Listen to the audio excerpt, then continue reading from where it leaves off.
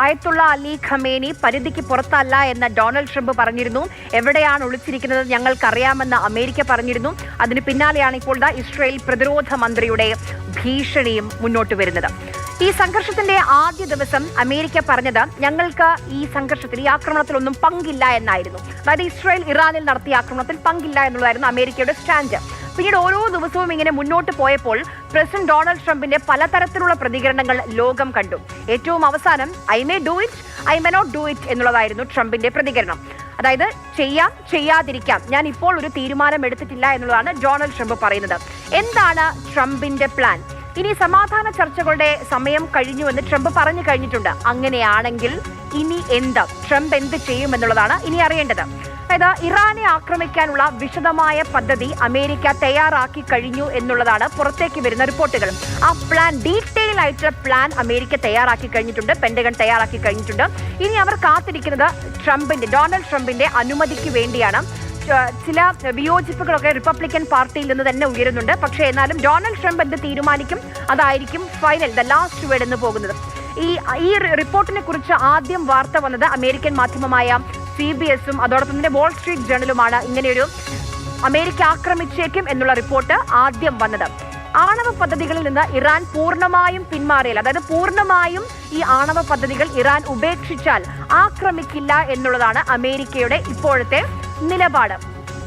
Attack ചെയ്യുകയാണെങ്കിൽ America എവിടെയായിരിക്കും ആക്രമിക്കുക? ഇറാനിലെ ഫോർദോ ആണവ നിലയം ആക്രമിക്കാനാണ് ട്രംപ് ലക്ഷ്യം വെക്കുന്നത്.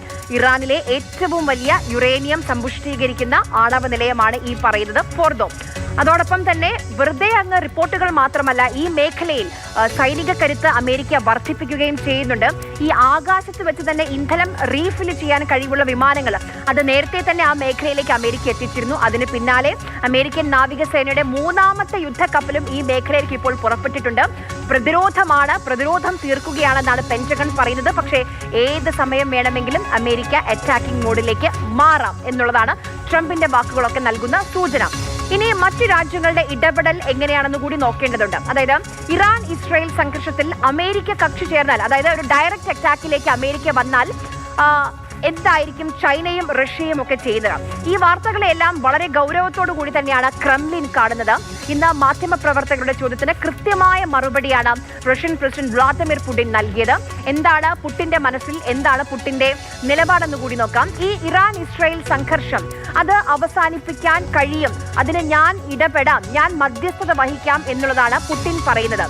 സമാധാന ചർച്ചകൾക്ക് ഇനിയും സ്കോപ്പ് ഉണ്ടെന്നുള്ളതാണ് പുടിൻ പറഞ്ഞുകൊണ്ടിരിക്കുന്ന കാര്യം. അതായത് പക്ഷെ ഒരു ഫോർമുല കൂടി പുടിൻ മുന്നോട്ട് വെക്കുന്നുണ്ട്. അതായത് ഇറാന് പൂർണ്ണമായും ആണവ പദ്ധതികൾ ഉപേക്ഷിക്കേണ്ട, മറിച്ച് ടെഹ്റാന് സമാധാന ആവശ്യങ്ങൾക്കായി ആണവ പദ്ധതിയുമായി മുന്നോട്ട് പോകാം.